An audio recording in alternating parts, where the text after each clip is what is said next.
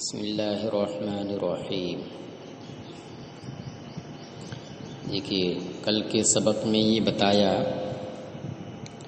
کہ قے مطلقاً ناقض وضو نہیں ہے، بلکہ اس قید کے ساتھ ناقض وضو ہے کہ وہ منہ بھر ہو، اور منہ بھر کی یہ تعریف کی کہ اس طرح سے قے باہر آئے کہ اگر اس کو روکنا چاہے تو آسانی سے نہ روک سکے، بلا تکلف اسے نہ روک سکے۔ تو اب دیکھیے، یہاں عقلی طور پر یہ بات سمجھ میں آتی ہے کہ قے منہ سے نکلتی ہے، اور منہ کا جو حصہ ہے اندر کا، اس کو ایک مشابہت ظاہر سے ہو رہی ہے اور ایک مشابہت باطن سے ہو رہی ہے۔ یعنی ایک اعتبار سے دیکھا جائے تو وہ ظاہر ہے، باہر کا حصہ ہے، اور دوسرے اعتبار سے دیکھا جائے تو وہ اندر کا حصہ ہے۔ اندر کا حصہ مانیں گے تو اس کا مطلب منہ میں آنے کے بعد بھی قے اندر ہی رہ گئی، اور اندر ہی اندر رہ جائے تو کوئی بات نہیں ہے۔ لیکن باہر کا حصہ اسے خارج مانتے ہیں تو منہ میں آنے کے بعد ہی خروج مان لیا جائے گا۔ اس کو ظاہر باہر ہونے سے مشابہت ہے اس وقت جب کہ منہ کو آدمی کھول دے، وہ کبھی کھولتا ہے کبھی بند کرتا ہے، تو منہ کو جب آپ کھول دیں گے تو اب منہ کے اندر کا جو حصہ ہے وہ دکھ رہا ہے، تو کھولنے کی صورت میں اس کو خارج سے مشابہت ہو گئی، یعنی یہ حصہ گویا باہر کا ہو گیا۔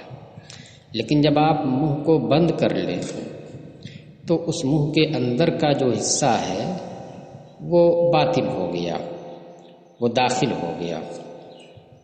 تو اس لیے جب اس کو مشابہت دونوں سے ہے تو اب دونوں کی مشابہتوں کا اعتبار کیا گیا۔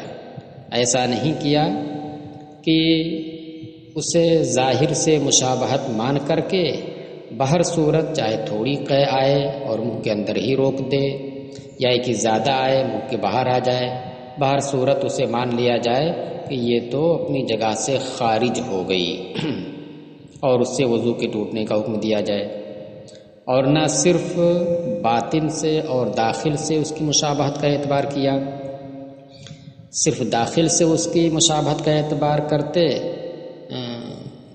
تو ایسی صورت میں منہ کے اندر قے کے آنے سے وضو نہیں ٹوٹتا، کسی بھی صورت میں، تھوڑی ہو یا زیادہ ہو، اگر منہ میں آ جائے۔ تو اس لیے دونوں مشابہتوں کا اعتبار کرتے ہوئے حکم وہ دیا ہے جو معتدل ہے، جس میں دونوں کی مشابہت کا اعتبار ہے۔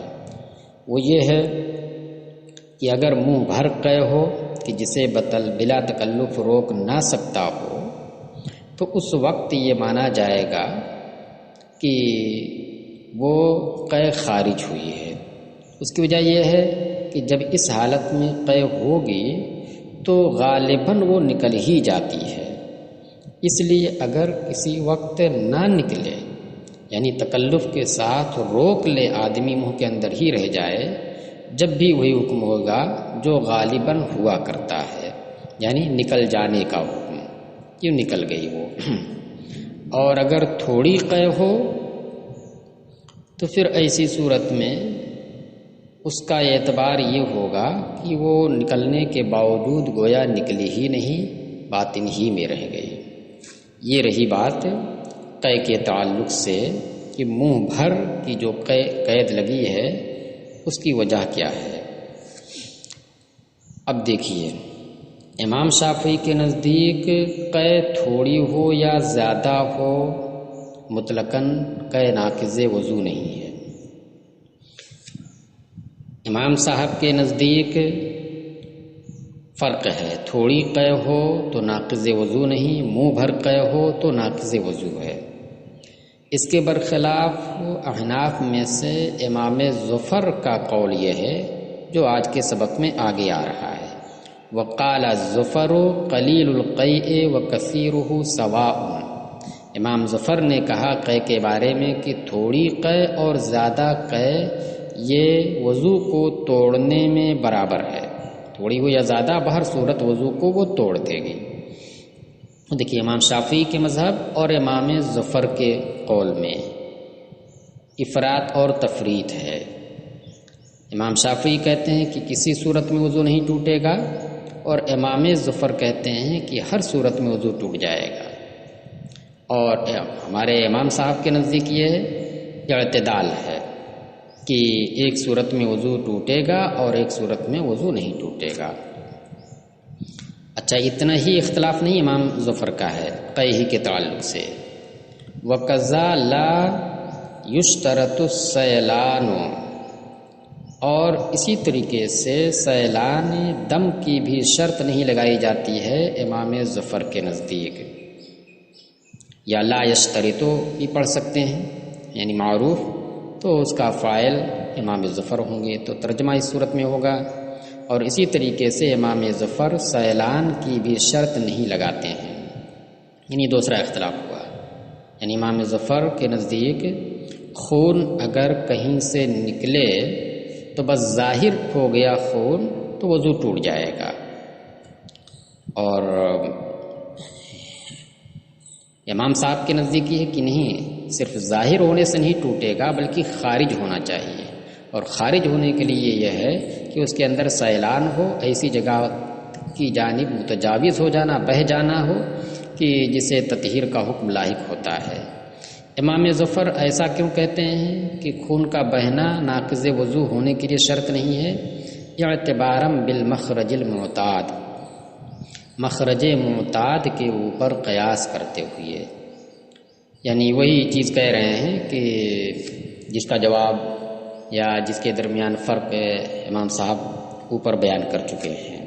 وہ یہ کہتے ہیں کہ دیکھیے جو مخرج معتاد ہے یعنی سبیلین، پیشاب اور پاخانے کا مقام، اس میں حکم جو ہے امام صاحب بھی یہی دیتے ہیں کہ نکل کر کے باہر آنا، بہہ جانا یہ شرط نہیں ہے، بلکہ کیا ہے کہ اگر سرے پر آ کر کے پیشاب یا پاخانہ ظاہر ہو گیا تو اس وقت بھی وضو ٹوٹ جائے گا۔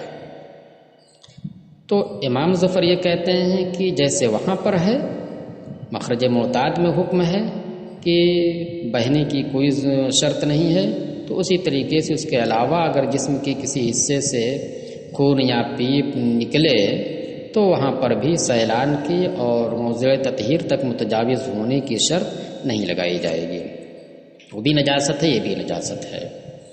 اور فرق امام صاحب اوپر بیان کر چکے ہیں، بھی آپ نے کل کے سبق میں پڑھا ہے کہ دونوں کے درمیان فرق ہے، اس وجہ سے ایک جگہ اس کی شرط لگائی جاتی ہے، دوسری جگہ شرط نہیں لگائی جاتی ہے۔ وَلِإِطْلَاقِ قَوْلِهِ عَلَيْهِ السَّلَامُ الْقَلْسُ حَدْثٌ، دیکھیے اعتبارم بالمخرج المعتاد، یہ دلیل ہو گئی کس کی کہ دم کے نکلنے میں سیلان کی شرط نہیں لگاتے۔ وہ کیوں نہیں لگاتے؟ کیونکہ مخرج معتاد کے اوپر قیاس کرتے ہیں وہ، جیسے وہاں پر بہنے کی شرط نہیں، اسے یہاں پر بھی بہنے کی شرط نہیں۔ ہاں البتہ جو قے کے تعلق سے ان کا موقف ہے کہ قلیل یا کثیر دونوں برابر ناقض وضو ہونے میں، تو اس کی دلیل یہ دے رہے ہیں وَلِقَوْلِهِ وَلِإِطْلَاقِ قَوْلِهِ عَلَيْهِ السَّلَامُ الْقَلْسُ حَدْثٌ، حضور علیہ السلام کے اس فرمان کے مطلق ہونے کی وجہ سے، جس میں فرمایا کہ القلس حدث، قلس معنی قے یہ حدث ہے، تو یہ دیکھیے مطلق ہے قلس، اس میں قلیل یا کثیر کی کوئی قید سرکار نے نہیں لگائی ہے، لہٰذا اس اطلاق کا یہ تقاضا ہے کہ قے تھوڑی ہو یا زیادہ، دونوں ناقض وضو ہے۔ حالانکہ بعض اہل لغت نے القلس کا معنی جو بیان کیا ہے وہ یہی ہے کہ وہ قے جو منہ بھر ہو، تو ان اہل لغت کا اعتبار کریں تو پھر ان کی دلیل یہ درست نہیں ہوگی۔ آگے دوسرا جواب دیں گے امام صاحب، اس حدیث کا بھی جواب دیں گے، امام شافعی کی بھی حدیث کا جواب دیں گے، دونوں کا جواب دیں گے۔ ابھی امام شافعی کی حدیث کا جواب نہیں دیا ہے۔ وَلَنَا قَوْلُهُ علیہ السلام، ہماری دلیل کہ خون اگر کا قطرہ کہیں سے نکلے تو اس کے ناقض وضو ہونے کے لیے یہ شرط ہے کہ وہ موضع تطہیر تک بہہ جائے، سائل ہو جائے۔ تو اس پر یہ نقلی دلیل دے رہے ہیں۔ ہماری دلیل حضور علیہ السلام کا یہ فرمان ہے، لیس فی القطرۃ والقطرتین من الدم وضوء الا ان یکون سائلا، ایک دو قطرے خون میں وضو نہیں ہے کہ ایک دو قطرہ خون نکل جائے تو اس میں وضو نہیں ہے، مگر یہ کہ وہ سائل ہو۔ ایک دو قطرے سے مراد یعنی قلیل خون نکلے تو اس میں وضو نہیں ہے۔ ہاں اگر وہ سائل ہو، اس کے اندر سیلان ہو اور نکل کر کے موضع تطہیر تک بہہ جائے تو پھر اس میں وضو ہے۔ اچھا، یہ تو ہو گئی اس کی بات، نقلی تو دلیل ہو گئی۔ امام شافعی، امام ظفر نے جو کہا تھا اس کے خلاف ہو گئی کہ اس میں دیکھیے سائل کی قید جو ہے سرکار نے لگائی ہے، اس لیے مخرج معتاد پر قیاس نہیں کر سکتے۔ اور جبکہ مخرج معتاد اور غیر معتاد میں فرق بھی ہے کہ غیر معتاد میں آلریڈی اس جلد کے نیچے نجاست یعنی خون رہتا ہی ہے، تو جلد ہٹا دیں تو ہٹا دینے کی وجہ سے وہاں پر وہ خون ظاہر ہوتا ہے، خارج نہیں ہوتا ہے، اور ظاہر ہونے سے وضو نہیں ٹوٹتا ہے بلکہ خارج ہونے سے ٹوٹتا ہے۔ اور رہی بات مخرج معتاد کی، تو وہاں پر آلریڈی پیشاب اور پاخانہ وہاں موجود نہیں ہوتا ہے، بلکہ وہاں سے دور مثانے میں اور معدے کے اندر رہتا ہے۔ اب اگر ظاہر ہو جائے سرے پر، سوراخ کے سرے پر، تو یہ اس بات کی دلیل ہے کہ وہ اپنی جگہ سے منتقل ہو کر کے آیا ہے، یعنی خروج ہوا ہے۔ یہ فرق ہے، اس فرق کے ہوتے ہوئے دونوں ایک کا دوسرے کے اوپر قیاس نہیں کر سکتے۔ اور جبکہ خون کے بارے میں سرکار کی یہ حدیث بھی ہے کہ ایک دو قطرے خون میں وضو نہیں ہے، یعنی قلیل خون میں، مگر یہ کہ وہ سائل ہو۔ اچھا، قے کے تعلق سے جو امام ظفر کا موقف ہے کہ تھوڑی ہو یا زیادہ بہر صورت وضو کو توڑ دے گی، سرکار کی اس حدیث کے اطلاق کی وجہ سے وہ کہتے ہیں، تو اس کا جواب دے رہے ہیں کہ اور ہماری دلیل قے کے تعلق سے حضرت علی وقول علی حین عد الاحداث جملۃ او دسعۃ تملأ الفما، اور ہماری دلیل قے کے تعلق سے حضرت علی کا وہ فرمان ہے جو آپ نے احداث کو، یعنی وضو کو توڑنے والی چیزوں کو اجمالی طور پر شمار کرنے کے وقت فرمایا ہے۔ وہ کیا فرمایا ہے؟ او دسعۃ تملأ الفما، اور سر چیزیں اس کے اندر بتائی ہیں، تو اس میں ایک چیز یہ بتائی او دسعۃ تملأ الفما، یعنی اور وضو کو توڑنے والی ایک چیز وہ قے ہے جو منہ کو بھر دے۔ تو دیکھیے حضرت علی رضی اللہ عنہ نے دسعۃ کو مطلق نہیں رکھا، بلکہ اس کے ساتھ ساتھ تملأ الفما کو جوڑ دیا۔ اب دیکھیے یہاں پر بات ختم ہو گئی۔ اب رہی بات امام ظفر نے جو حدیث پیش کی ہے اس کا جواب، جس سے یہ سمجھ میں آتا ہے کہ یہ مطلق ہے، لہٰذا اس اطلاق کی وجہ سے قلیل قے ہو یا کثیر دونوں صورتوں میں وضو ٹوٹے گا۔ اور امام شافعی کی اس حدیث کا جواب، ان کی اس دلیل کا جواب، جس میں انہوں نے حدیث پیش کی ہے کہ حضور نے قے فرمائی اور وضو نہیں کیا، وہاں پر بھی مطلق ہے کہ قے فرمائی اور وضو نہیں کیا۔ تو اب یہ آپس میں متعارض ہو گئی کہ ایک حدیث کہہ رہی ہے کہ ہر صورت میں وضو ٹوٹ جائے گا، دوسری حدیث کہہ رہی ہے کہ نہیں کسی صورت میں وضو نہیں ٹوٹے گا، اور تیسری حدیث کہہ رہی ہے کہ بعض صورت میں ٹوٹے گا اور بعض صورت میں نہیں ٹوٹے گا۔ تو جب تعارض ہو گیا تو تطبیق کی صورت کیا ہوگی وہی کہہ رہے ہیں، وَإِذَا تَعَارَضَتِ الْأَخْبَارُ، اور جب قے کے تعلق سے حدیثیں متعارض ہوں گئیں تو يُحْمَلُ مَا رَوَاهُ الشَّافِعِيُّ عَلَى الْقَلِيلِ، لہذا امام شافعی نے جو روایت پیش کی ہے اسے جس سے یہ ثابت ہوتا ہے کہ حضور نے قے کر کے وضو نہیں کیا، تو اس کو قلیل پر محمول کیا جائے گا کہ حضور نے جو قے کی تھی اور وضو نہیں کیا تھا وہ قلیل تھی، اچھا، امام ظفر نے جو حدیث پیش کی ہے، جو روایت کی ہے، اس کو کثیر پر محمول کیا جائے گا، جس میں ہے کہ القلس حدث، تو وہاں پر یہ کہا جائے کثیر القلس حدث یا القلس ملء الفم حدث، اس پر محمول کریں گے۔ یہ تو بات رہی قے کے تعلق سے۔ اب وہی بات کہہ رہے ہیں کہ مخرج معتاد پر جو قیاس امام ظفر نے کیا ہے وہ قیاس صحیح نہیں ہے، بلکہ دونوں کے درمیان فرق ہے۔ لہٰذا اس کا جواب یہ ہو گیا والفرق بین المسلکین ما قدمناہ، مسلک سے مراد مخرج، اور فرق دونوں مخرجوں کے درمیان یعنی مخرج معتاد اور مخرج غیر معتاد کے درمیان وہی ہے جو ہم پہلے بیان کر چکے ہیں، ابھی ہم نے اس سے پہلے اس کو واضح کر دیا۔ اب آگے دیکھیے ایک دوسرا مسئلہ قے کے متعلق آ رہا ہے کہ تھوڑی تھوڑی قے اگر کئی مرتبہ ہو تو پھر اس کا کیا حکم ہے؟ تو اس کو کہہ رہے ہیں ولو قاء متفرقا بحیث لو جمع یملأ الفما، اور اگر تھوڑی تھوڑی قے متفرق طور پر اس طرح سے کی ہے کہ اگر اسے جمع کیا جائے، وہ متفرق قیوں کو جمع کیا جائے تو وہ منہ کو بھر دے، یعنی اتنی ہو جائے کہ ایک ساتھ اگر نکلے وہ تو منہ بھر ہو جائے، یعنی اس پر کنٹرول نہ ہو سکے۔ فعند ابی یوسف یعتبر اتحاد المجلس، تو اب دیکھیے اس طرح سے اگر ہو کہ تھوڑی تھوڑی ہو اور اسے جمع کیا جائے اور منہ بھر دے اتنی ہو مل کر کے، تو وضو اس سے ٹوٹے گا۔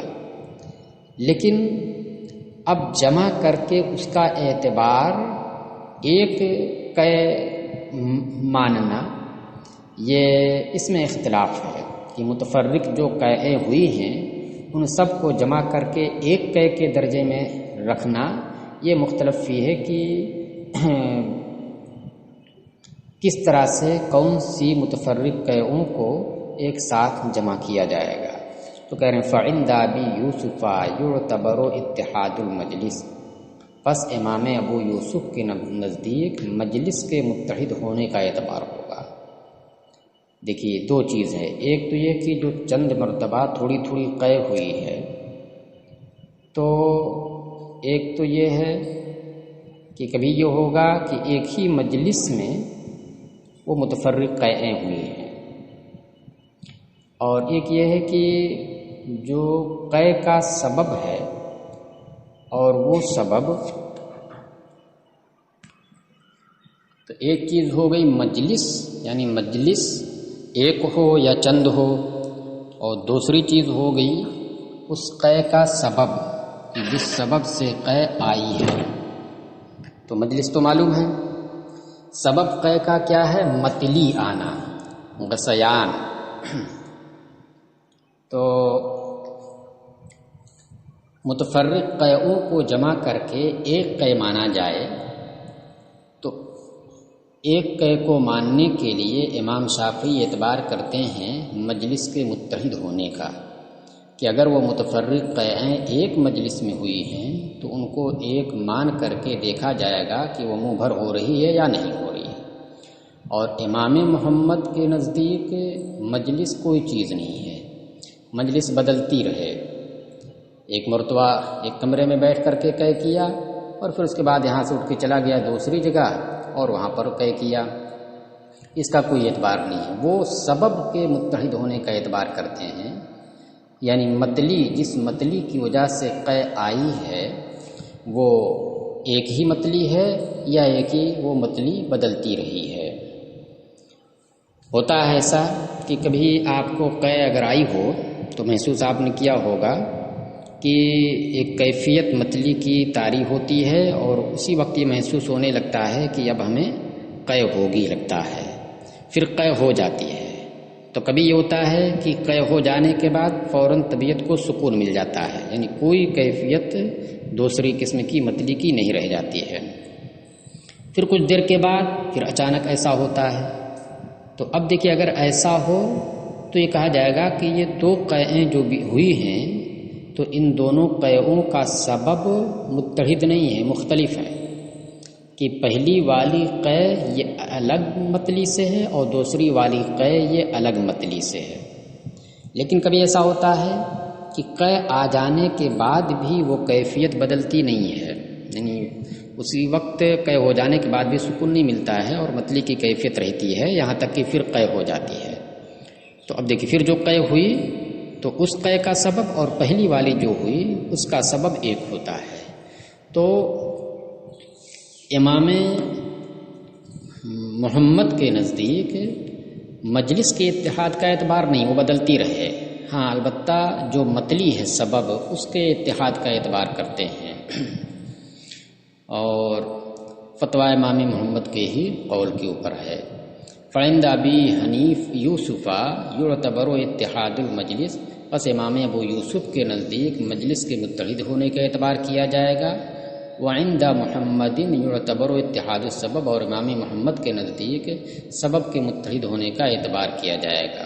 سبب ہے کیا؟ وہو الغثیان، اور وہ متلی ہے۔ بات ختم ہو گئی۔ فتویٰ امام محمد کے قول پر ہے، بہار شریعت میں بھی اسی کو اختیار کیا ہے، لیکن وہیں پر بہار شریعت میں یہ بھی لکھا ہے کہ اگر سبب مختلف ہو اور مجلس متحد ہو، جیسا کہ امام ابو یوسف کا قول ہے، تو اس وقت بھی منہ بھر اگر ہو جا رہی ہے سب کو جمع کرنے کی صورت میں، تو اس وقت بھی بہتر یہ ہے کہ وضو کر لے تاکہ اختلاف سے بچے۔ تو یہ اختلاف سے بچنے کے لیے وضو کو بہتر بتایا ہے۔ اب آگے ایک دوسرا مسئلہ آ رہا ہے، وہ یہ ہے دیکھیے قے تھوڑی نکلی تو وہ ناقض وضو نہیں، لیکن زیادہ نکلی تو وہ ناقض وضو ہے۔ اسی طریقے سے خون تھوڑا سا نکلا جو بہا نہیں، سیلان کی صفت اس کے اندر نہیں تھی تو وہ ناقض وضو نہیں، لیکن زیادہ نکلا اور بہا تو وہ ناقض وضو ہے۔ تو اب آگے یہ بتا رہے ہیں کہ دیکھیے جو چیز حدث نہیں ہوگی وہ نجس بھی نہیں ہوگی، ناپاک بھی نہیں ہوگی، اور جو چیز حدث ہوگی وہ ناپاک بھی ہوگی۔ اس کا مطلب یہ ہوا کہ خون جو تھوڑا سا نکلا اور بہا نہیں تو وضو نہیں ٹوٹے گا، اور جب یہ حدث نہیں ہوا یعنی وضو ٹوٹنا نہیں ہوا اس سے، تو پھر وہ ناپاک بھی نہیں ہوگا کہ اگر وہ خون میں لگ جائے، تھوڑا تھوڑا نکلے وقفے کے بعد، اور ہر جتنی مرتبہ نکلے کبھی بھی وہ بہے نہیں، تو اس موقف کا یہ تقاضا ہوا کہ اگر تھوڑا تھوڑا نکلے وقفے کے بعد اور کپڑے میں لگتا جائے یہاں تک کہ جو عفو کی مقدار ہے اس سے بڑھ جائے، نہیں 1 درہم سے زیادہ لگ جائے، تو چونکہ تھوڑا تھوڑا نکلا ہے اور وہ ناپاک نہیں رہا ہے۔ کیوں ناپاک نہیں رہا؟ اس لیے کہ وہ حد سے نہیں رہا، اس سے وضو ٹوٹنا نہیں پایا گیا۔ تو اس لیے اگر وہ تھوڑا تھوڑا نکل کر کے زیادہ ہو جائے تو اس کی وجہ سے وہ مانع صلاۃ نہیں ہوگا، یعنی اس میں کوئی حرج کی بات نہیں ہے اور وہ کپڑا ناپاک نہیں مانا جائے گا۔ ثم ما لا یکون حدثا لا یکون نجسا، پھر وہ جو حدث نہ ہو یعنی جو وضو کے ٹوٹنے کا سبب نہ بنے، لا یکون نجسا تو وہ نجس بھی نہیں ہوگا۔ لہذا قے تھوڑی سی نکلی جو حد سے نہیں بنی تو وہ ناپاک بھی نہیں ہوگی، اگر کپڑے میں لگ جائے تو ناپاک نہیں کرے گا اسے اور نماز پڑھ سکتے ہیں۔ یروا ذالک عند ابی یوسف، یہ امام ابو یوسف سے مروی ہے کہ جو حدث نہیں وہ نجس نہیں۔ وہو الصحیح، اور یہی صحیح ہے، لأنہ لیس بنجس حکما، یعنی یہی صحیح ہے۔ اس سے اشارہ ہے کہ امام محمد کے قول سے اعتراض کرنا ہے۔ امام محمد کے نزدیک یہ ہے کہ نہیں، جب بھی وہ نجس ہے، حد سے اگرچہ نہ ہو پھر بھی وہ کیا ہے؟ نجس ہے۔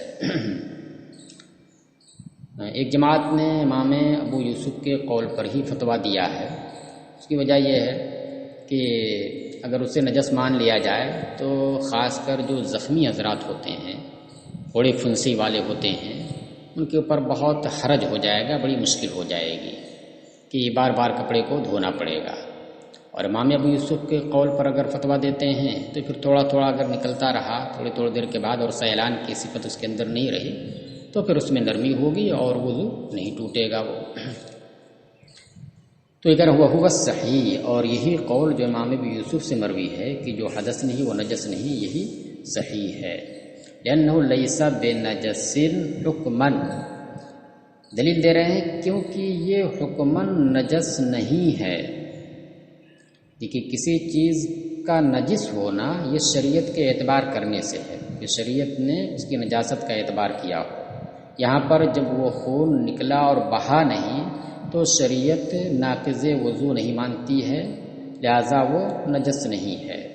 لأنہ لیس بنجس حکما، اس لیے کہ یہ حکماً نجس نہیں ہے۔ حیث لم ینتقض بہ الطہارۃ، کیونکہ اس کی وجہ سے طہارت نہیں ٹوٹی، یعنی اس کی وجہ سے شریعت نے طہارت کے زائل ہونے اور اس کے ٹوٹنے کا اعتبار نہیں کیا۔ جب شریعت نے اس سے طہارت کے زائل ہونے کا اعتبار نہیں کیا، اس کا مطلب یہ ہے کہ شریعت نے اسے نجس نہیں مانا۔